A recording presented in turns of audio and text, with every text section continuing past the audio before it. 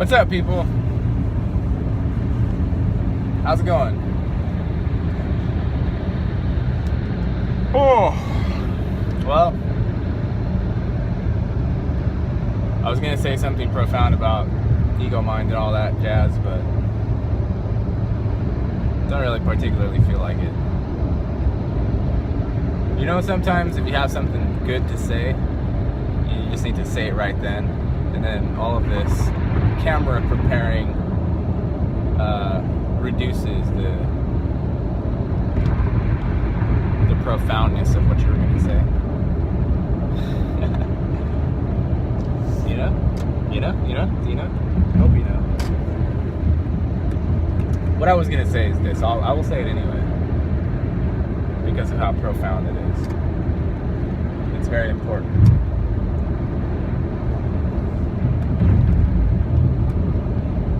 So all of us are on a spiritual journey of sorts.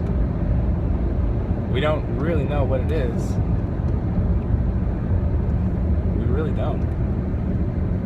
We just know that we're searching, seeking, longing, needing something that we don't have, or that we feel like we don't have. There's a trick in there. We feel like we don't have it, and we don't even know what it is. Some would call it a God-shaped hole. Some would call it enlightenment. Some would call it the present moment. Some would call it peace, understanding, quietness, stillness. This is the thing that we're all after, and apparently we don't have it, otherwise we wouldn't be after it. Or if we do have it, then we're not able to stay in it, abide in the presence for very long. And that's a problem, because if you're not abiding in that, then you're in angst mode, you're in time mode, you're in future past mode, you're in worry mode. That's not a good thing. That's not a good place to be. It's all right to be there occasionally as a method of learning, because then you learn by contrast where you don't want to be. There's nothing wrong with that, but at a certain point, once you've learned your lesson, you've got to move on. You don't want to sit there and learn your lesson 1,000 times over. So, what I was going to say is, well, first I was going to say, don't take my words very seriously. Because as far as I can tell, every single word, every single thing that could be said by anybody or written down, said by me, it's all there's a level of impurity in every single speech, in every single written word, in every single concept. And all of it is lies, essentially. I know that word has been butchered, and that word itself is kind of, it's a bit off, but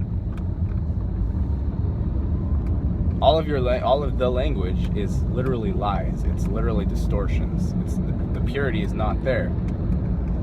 The language itself pops you out of the present.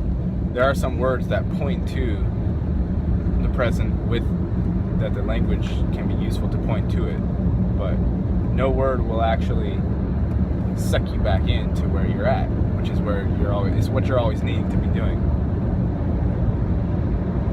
It's getting back where you're at, because you're always there, you're always where you're at, but your mental capacity makes it so you can be not there at the same time.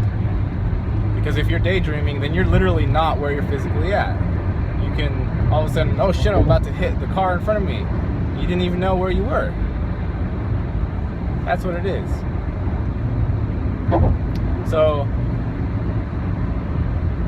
all language and speech, every single last word is ego mind. None of it is the beyond. It's just none of it. I don't care if it's an enlightened master or if it's Jesus Christ or whoever. It doesn't matter. and definitely me, is that this is ego mind talking to you. Completely. It's the false self constriction talking to you. That's just what it is. That's what you have to get beyond. And it's not the easiest thing in the world to do, because the language is what feels like us. It's what feels like our spiritual essence. But our spiritual essence is not the language itself. It's underneath, behind, encompassing the space that holds the language. All these things, not the language itself. But we like to grasp onto the language itself and then make the world into a solidity when it's not. It's fluid.